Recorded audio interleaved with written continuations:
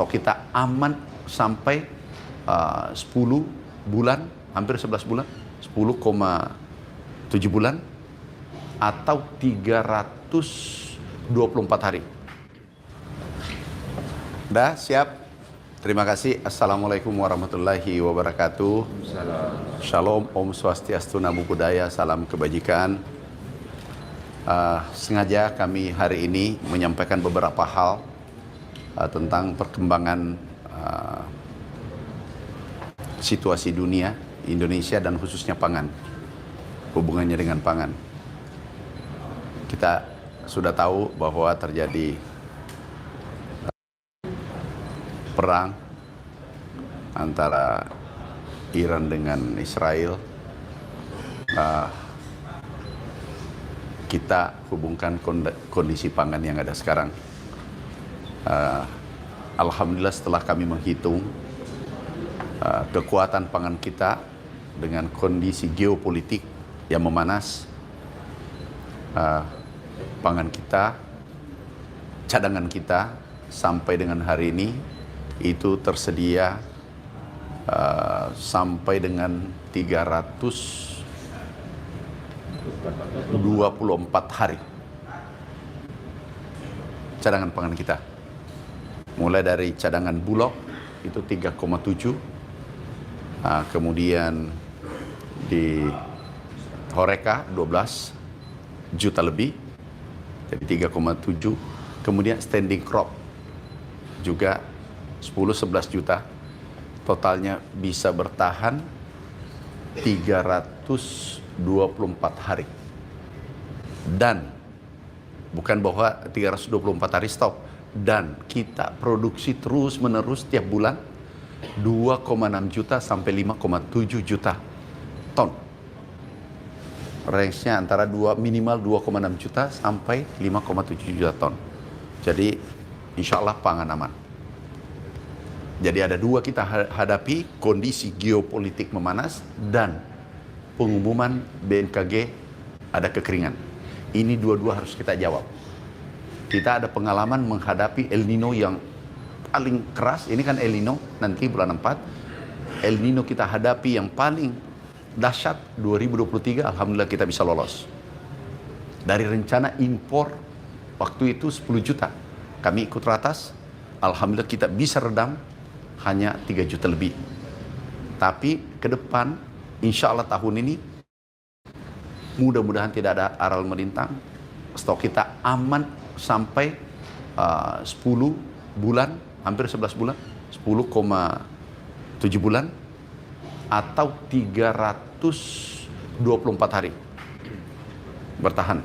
Dan tiap bulan kita produksi 2,6 juta sampai 5,7 juta ton. Itu range-nya. Jadi sedangkan kebutuhan kita adalah 2,5 juta ton per bulan. Jadi pangan aman. Gak usah risau. Dengan El Nino sekarang ini lebih lemah daripada sebelumnya. Lebih lemah. Tidak sekuat dari sebelumnya. Insya Allah kita bisa hadapi padahal kita belum siap waktu itu. Sekarang persiapan ini dengan hubungannya geopolitik selesai karena pangan kita aman. Oke. Kemudian hubungannya dengan kekeringan El Nino yang kita hadapi yang diumumkan BMKG beberapa hari yang lalu. Ini insya Allah lebih mudah kita hadapi. Kenapa? Di lapangan sudah siap pompanisasi 1,2 juta hektar. Bisa menjangkau pompa kita 1,2 juta hektar yang tak ada hujan. Oke. Kemudian tahun ini kita siapkan lagi 1 juta hektar. Jadi 2 juta nanti kita siapkan yang pada saat musim kering bisa kita airi. Pompanisasi sungai-sungai dan seterusnya, embung, sumur dalam, sumur dangkal, kita sudah siapkan. Jadi infrastruktur sudah siap. Ibaratkan jauh sebelumnya kita sudah siapkan payung karena kita tahu bahwa akan terjadi hujan. Nah itu sederhananya. Kita sudah siapkan infrastruktur irigasi dan juga ada rehab irigasi kurang lebih 1 juta hektar. Jadi ke depan insya Allah produksi kita aman. Jadi menghadapi geopolitik ini yang memanas dan menghadapi El Nino, kita sudah ada pengalaman. Kami secara pribadi menghadapi di 2015, 2016, kemudian 2023. Dan itu jauh lebih dahsyat daripada sekarang. Jadi ini nggak usah kita risaukan. Oke? Pak, yang El Nino ada subsidi bibit yang tahan kekeringan nggak Pak? Kita sudah siapkan. Jadi mulai pertama bibit unggul yang tahan kekeringan. Ada yang tahan air tawar. Itu biosalin jenisnya. Nah ini kita siapkan semua bibitnya. Kita sudah siapkan. Dan yang menarik adalah optimalisasi lahan sudah kurang lebih 1 juta hektar. Opla rawa itu justru produksinya tinggi di saat musim kering. Kalau ada El Nino produksinya tinggi. Kita sudah siapkan. Kalau dulu nggak disiapkan. Sekarang irigasi siapkan. Lahan rawa kita sudah siapkan. Bibit unggul kita siapkan. Alat mesin pertanian siapkan. Pompanisasi kita siapkan. Semua kita sudah siapkan. Jadi, dan persiapan kita betul-betul matang dibanding sebelumnya. Dulu 2016 bisa bayangkan. 2023 bisa bayangkan. Ada El Nino, tapi kita harus cari air di sungai-sungai, di pompanisasi, kemudian embung-embung. Sekarang sudah siap, embungnya sudah ada. Sekarang kita siap menghadapi dua kondisi ini.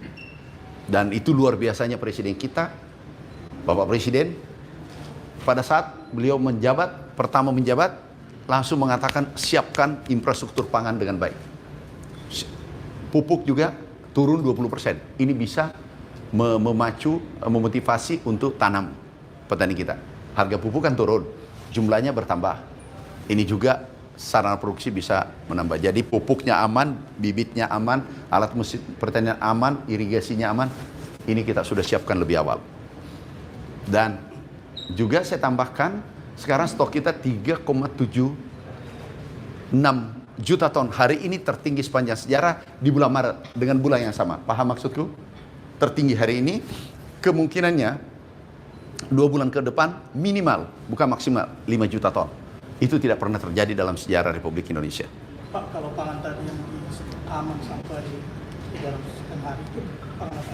Hati-hati, jangan sampai salah interpretasi. Bukan bahwa 324 hari selesai, bukan. Ini hari ini kita siap untuk 324 hari. Paham? Tapi hari ini juga tiap bulan produksi 2,6 juta. Minimal. Bisa sampai 5,7 juta. Paham maksudku? Artinya ini berjalan terus kan? Bukan bahwasanya 324 hari sekarang tidak produksi. Jangan sampai salah persepsi. Hati-hati. 324 hari stok yang ada hari ini. Paham? Di sisi lain, kami hari ini juga produksi tanggal ini tanggal berapa? Tanggal 6 Maret sampai 6 April kita produksi kurang lebih mungkin 3 juta ton. Sorry, Maret bisa 4 juta ton sampai 5 juta ton. Paham maksudku? Tangkap ya? Jadi aman. Apa? Yang paling vital adalah beras. Karena kalau beras tidak ada, Republik ini bermasalah. Makanya kita sebut pangan karena komposisi beras dalam konsumsi kita hari-hari itu paling tinggi. 65-70%. Tambah sayur, tambah telur, tambah lauk lainnya. Kalau daging tidak ada, masih bisa substitusi ke telur. Telur tidak ada, masih bisa ke ikan. Tapi kalau beras tidak ada. Ubi bisa, tapi itu bukan habitnya, bukan taste-nya beda lah. Umumnya masyarakat Indonesia. Kalau alokasi anggaran untuk mitigasi yang El Nino itu berapa? Udah disiapkan. Jadi bukan gini, persiapannya bukan sekarang. Kami sejak Bapak Presiden dilantik, diperintah kami persiapkan dari sekarang. Jadi ini sudah berjalan. Ini sudah apa ya? Autopilot mungkin ya. Oh, ini sudah berjalan sesuai on the right track, on track sekarang. Sudah jalan. Pak, dalam menghadapi keterikatan. Jadi bukan bahwa kita baru mau mengalihkan anggaran, enggak. Memang sudah dirancang kita sudah merancang pertanian Indonesia akan menghadapi segala kemungkinan El Nino, La Nina, konflik geopolitik memanas. Tiga-tiga itu kita sudah persiapkan. Jadi bukan ada kejadian ini, kemarin aku baca, jangan sampai ada salah persepsi. Waduh, ada lagi El Nino. Yang kita hadapi kemarin, persiapan kita belum sempurna, jauh lebih berat kita hadapi dan bisa selesai dengan baik. Bahkan swasembada. Oke. Keringat punya sendiri di hubungan operasional. Oh iya. Apa saja, Pak? Pertama irigasi kemarin, alat mesin pertanian, benih yang ditanyakan tahan kekeringan kita siapkan dari sekarang. Jadi sekarang petani kita, alhamdulillah, kita kunjungan kemana-mana, mereka bahagia. Pupuk ini mungkin puncaknya petani bahagia. Kenapa? Presiden kita betul-betul memanjakan petani Indonesia. Bayangkan ada 13 regulasi dikeluarkan dalam 1 tahun. Dan itu mungkin terbanyak regulasi dikeluarkan dalam sejarah Indonesia. Sektor pertanian mempermudah semua sarana produksi, terutama pupuk. Oke. Pak, kalau proses cetak sawahnya sendiri gimana, Pak? Sudah tadi kita evaluasi cetak sawah, kami rancang menjadi pertanian modern, transformasi tradisional modern. Apa maksudnya? Seluruhnya menggunakan alat mesin pertanian, seluruh ini nanti produktivitasnya tinggi, indeks pertanamannya tinggi, dulu tanam 1 kali bisa 3 kali, kemudian mengelola dengan teknologi yang terbaru. Kami mimpikan, tapi ini kan butuh waktu. Kami baru bahas tadi, semua cetak sawah yang baru itu setara dengan negara maju pengelolaannya. Karena tenaga kerja kurang kan? Nah, kita menggunakan teknologi tinggi. Contoh, dulu tanam 25 orang, pakai teknologi ini, pakai drone di cetak sawah rawa, itu 25 hektar 1 hari. Bisa bayangkan. Kalau dulu 25 orang, 1 hektar, tanam manual, kalau drone kita pakai, itu 25 hektar 1 hari. Bisa bayangkan. Kalau dulu 25 hektar, itu butuh kali 250, 500 orang, 700-an orang. Iya kan? 750 orang kalau ingin tanam untuk 25 hektar. Paham maksudku? Tetapi kalau 20 kan 500 orang. Ya kan? Berarti 750 orang ya. 750 orang tanam kalau 25 hektar. Sekarang 1 orang 1 hari pula. Kalau mau diselesaikan dalam waktu 1 hari, itu harus 750 orang berderet tanam. Paham maksudku? Kalau sekarang 1 orang aja, jadi 1 berbanding 750 orang. Nah, itulah teknologi. Dengan penutupan serat Hormuz tadi, banyak pengamat yang bilang itu akan memicu krisis pangan di Indonesia. Berarti nggak benar? Oh, pasti tidak benar. Mungkin bukan pengamatnya, bukan petani. Maklumi aja. Bukan sarjana pertanian asli. Seberapa optimis sih, Pak? Lah, bukan optimis, sudah sekarang banyak berasnya. Itu sudah selesai itu. Sampaikan salam hormatku bahwa insya Allah omongan saya benar. Kenapa?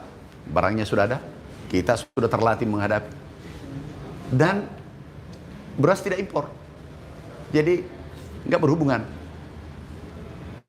Kira-kira apa yang menyulitkan kita? Palingan bahan baku pupuk kan, tetapi alternatifnya kita ambil dari Rusia, Laos, Australia. Kami sudah perhitungkan semua. Oke, masih ada pertanyaan yang berat? Masih berlanjut nggak? Jelang hari raya seperti apa kan pasti permintaan tinggi juga Pak dengan harganya? Stok tinggi, jadi ketemu stok tinggi, permintaan tinggi, sehingga aku sudah cek tadi relatif stabil. Ada naik 0,6% tadi apa tuh? Ayam ras ya? Kan itu yang agak menguat sedikit sesuai rapat inflasi. Itu naik 0,68%. Rata-rata average seluruh Indonesia relatif aman. Sudahlah kalau naik 0,6%, sayangilah juga peternak dikit-dikit ya, supaya dia dapat baju lebaran. Oke. Diskon subsidi pupuk yang 20% masih berlanjut nggak Pak di tengah? Berlanjut. berlanjut. Itulah hebatnya presiden kita. Silakan. Di tengah gejolak geopolitik Timur Tengah ini, apakah ada strategi baru yang disiapkan oleh Kementan dan strategi seperti apa? Atau memang masih jalur sesuai peta yang lama? Memang kita sudah siapkan semua. Kondisi terburuk pertanian Indonesia kita rancang. Karena kita sudah tahu terjadi Rusia dengan Ukraina kan, dan kemudian Iran dengan Israel. Kita sudah perhitungkan semua itu, sehingga kita siapkan dari sekarang. Bukan sekarang, saat beliau dilantik. Makanya kita tenang-tenang saja. Kemarin BMKG, jadi itu kondisi 2023 itu serem. Kering kerontang semua, dan ketidakpastiannya iklim itu luar biasa. Kadang tanam 1.000 hektar, 2.000 hektar, 2 minggu tiba-tiba tidak ada hujan datang, habis ini tanaman. Bayangkan petaninya bangkrut. Sekarang alhamdulillah kita siapkan infrastruktur dengan baik. Jadi kita sudah persiapkan segala kemungkinan terburuk. Pertanian insya Allah kokoh. Penegasan aja Pak, berarti produksi dalam negeri tidak akan berdampak dengan situasi. Oh enggak, itu pasti, aku yang jamin. Pak, selain El Nino kan katanya kemarau juga akan datang lebih awal ya Pak, itu target. El Nino itu sepupu dengan kemarau, itu sama. Dia sepupu satu kali. Ini kayak ya, tapi banyak beritanya dia nanti. Jadi itu El Nino dengan Nano saudara kandung. Nah, dia bersaudara lebih awal. Tapi landai. Tapi target produksi tahun ini seperti apa Pak? Target produksi insya Allah lebih tinggi dari tahun lalu. Masih akan tercapai gitu ya? Insya Allah doakan. Sama saja, berarti masih surplus. Sama saja produksi dengan tahun lalu. Tahun lalu surplus 4 juta, berarti sudah 8 juta surplusnya kan? Kalau surplus 8 juta, solusinya apa kira-kira? Mbak? Oh, memang pintar dari sini. Ya, dua-dua pintar. Iya. Kemarin kita ekspor. Tapi beritanya kecil. Ini baru mimpi, angan-angan di awan mau impor, beritanya besar. Aku ekspor nyata. Aku tunggu berita kecil. Di pojok lagi judulnya. Oke, nggak masalah. Kita ketemu di akhirat nanti.